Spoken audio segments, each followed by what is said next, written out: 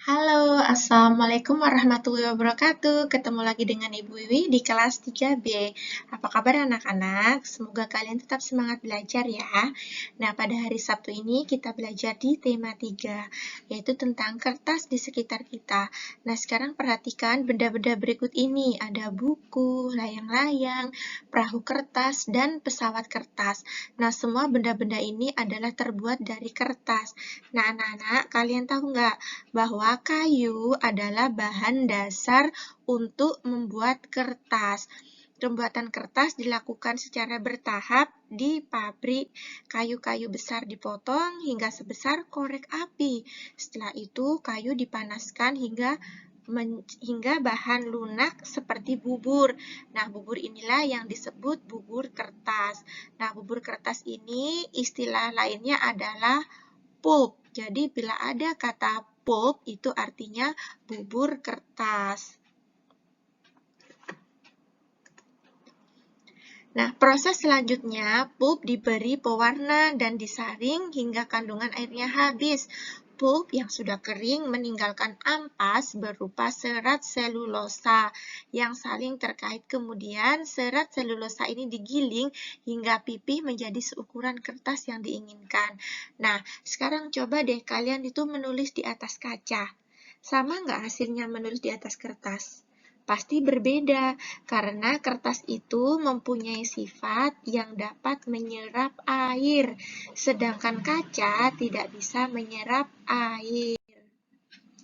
Nah, setelah kalian membaca bacaan di atas, kalian ada menemukan beberapa istilah ya, ada selulosa, lunak, molekul, ampas, pulp, pipih, menyerap, kardus, serat, dan menggiling.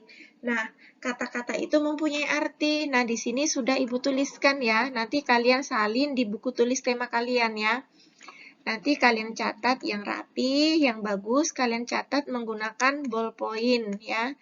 Nah, ini ya, sudah Ibu kasih tahu arti-artinya, jadi nanti kalian tinggal mempelajari. Apa sih arti lunak itu? Lunak itu artinya lembut atau empuk. Ampas itu apa? Pup itu apa? Nah, ini sudah ada artinya, sudah Ibu tuliskan. Nanti kalian tinggal menyalin ya. Nah, kertas dapat digunakan untuk menulis. Nah, sekarang Ibu tanya, apakah kertas bisa nggak dibuat untuk membuat alat musik seperti ini? Ini namanya apa? Gendang ya. Bisa nggak? Nggak bisa, karena kertas itu kan lemah. Kalau dipukul nanti gampang rusak. Dan alat musik itu terbuat dari apa? Terbuat dari kayu yang dipadukan dengan kulit hewan. Jadi saat dipukul, bisa kuat dan bunyinya bisa enak didengar ya. Nah, kalian tahu kan kulit hewan sapi, kambing itu kulitnya digunakan ini nah untuk membuat alat musik. Ada gendang, ada rebana gitu ya. Dan cara memainkannya apa? Dipukul. Gitu ya. Nah, bahan dasar kertas tadi apa anak-anak? Ya, bahan dasar kertas adalah kayu. Dan kayu itu berasal dari mana? Dari pohon. Nah, sekarang kalian perhatikan ada 3 pohon ini. Ada pohon pinus, ada pohon akasia, dan ada pohon jati. Dari ketiga pohon ini, mana yang paling tinggi? Ya, yang paling tinggi adalah pohon jati. Nah, gimana sih cara mengukur ini?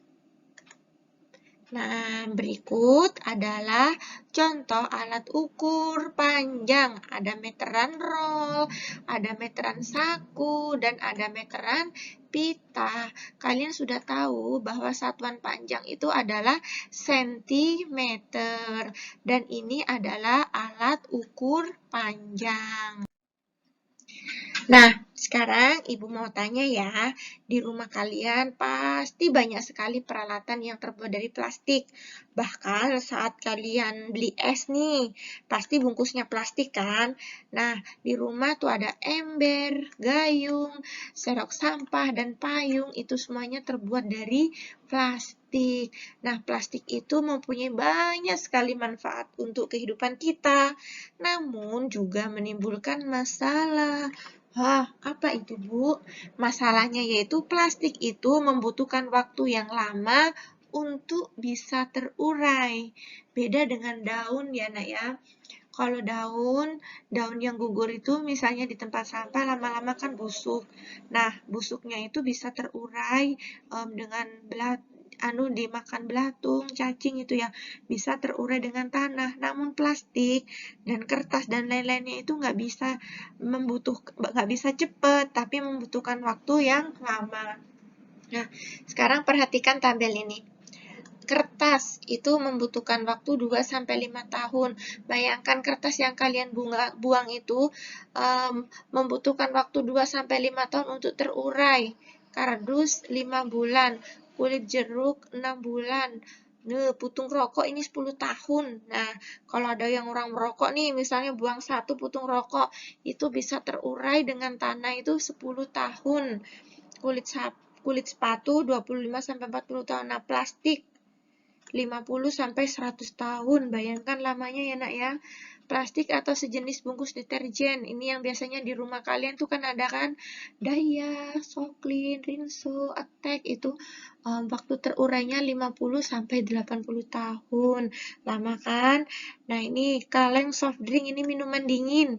Kaleng minuman dingin itu 80-100 tahun. Aluminium, baterai, kantong plastik, dan styrofoam. Nah, ini styrofoam ini tidak bisa terurai. Styrofoam itu yang biasanya buat makanan itu loh, nak, yang warna putih tuh.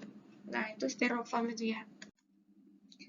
Nah, jadi kalian bayangkan ya, jika plastik-plastik yang biasanya kalian buat bungkus es, bungkus makanan, itu terurainya sangat lama, 10-20 tahun. Nah, Bu, ada nggak cara untuk mengurangi sampah plastik? Ada. Apa saja? Cara mengurangi sampah plastik dapat dilakukan dengan 3 cara. Apa saja itu? Ada yang ini, tulisannya reduce, ini dibaca reduce. Reduce itu mengurangi artinya. Terus reuse. Reuse itu menggunakan kembali. Dan recycle itu mendaur ulang. Nah, reduce itu mengurangi penggunaan plastik. Reduce. Contohnya apa, Bu? Nah, misalnya kalian ke Indomaret atau ke Alfamart itu kan nggak disediakan plastik. Jadi, mama kalian kan bawa tas belanja sendiri. Nah, itu namanya reduce, mengurangi penggunaan plastik. Nah, untuk yang kedua, itu ada yang namanya reuse, yaitu memanfaatkan kembali sampah plastik. Contohnya apa, Bu? Misalnya kalian nih, botol minum tuh, kayak misalnya bekas botol minum tuh kalian gunakan lagi untuk keterampilan, misalnya buat pot bunga, buat wadah pensil, itu namanya reuse, memanfaatkan kembali, atau untuk keterampilan-keterampilan lainnya. Nah, dan yang ketiga ini recycle, yaitu memisahkan sampah-sampah daur ulang sama plastik. Nah, ini biasanya yang melakukan itu pabrik. Jadi kalian tuh misalnya nih, sampah plastik sama plastik, botol sama botol. Nanti kalian jual kepada pemulung. Nanti pemulung itu dibawa ke pabrik. Nah, itu contohnya recycle. Jadi kalian sudah paham ya, cara mengurangi sampah plastik itu ada 3, apa saja? Reduce, reuse, dan recycle. Nah, sekarang ini, perhatikan logo ini. Kalian pasti kalau ke mall atau kemana pernah kan menjumpai logo seperti ini. Ini artinya lambang 3R. Lambang reduce, reuse, dan recycle. Nah, ini adalah salah satu cara mengurangi sampah plastik. Nah, sekarang coba kalian musyawarah dengan mama di rumah. Ma, gimana sih cara mengurangi sampah plastik? Nah, ya dengan cara bawa tas belanja sendiri gitu ya, mengurangi sampah plastik. Dan kalian tahu ya, kalau musyawarah itu merupakan pengamalan sila ke-4. Diingat-ingat ya, bahwa musyawarah itu merupakan pengamalan sila ke-4. Nah, kalau kemarin itu ingat nggak? Hak dan kewajiban. Hak dan kewajiban itu keseimbangan hak dan kewajiban itu merupakan pengamalan sila ke-berapa? Sila ke-5. Kalau hak dan kewajiban. Kalau musyawarah itu sila ke-4. Nah, sekian penjelasan dari Ibu untuk hari ini. Semoga kalian bisa menyimak dengan baik dan bisa memahaminya. Ibu akhiri, wassalamualaikum warahmatullahi wabarakatuh.